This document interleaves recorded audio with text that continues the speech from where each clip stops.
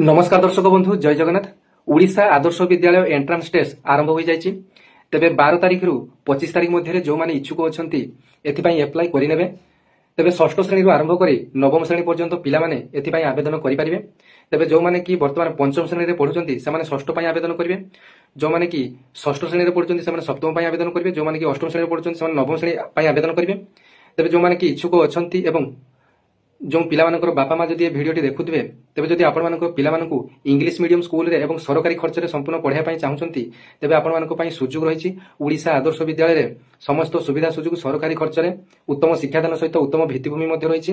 तेबे निज पिला मानकु जदि पढ़ाया पई इंग्लिश मीडियम रे स्वप्न देखुचंती तेबे बिना खर्च रे सरकारी संपूर्ण खर्च रे आपण माने एथिपाई एंट्रांस टेस्ट पई आसी जाइछि। यार नोटिफिकेशन टी जहा कि मु डिस्प्ले रे लगे दोछि आपण माने देखि नियंतु एवं निर्दिष्ट तारीख मध्य आपण माने अप्लाई करि नियंतु।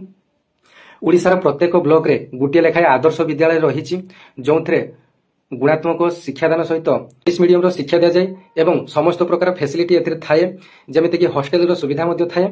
तेबे एथिरे टंकाटिए मध्ये आपण मानकु खर्च करिया पई पड़िबो नाही। स्टाइपेंड रो मध्ये सुविधा अछि।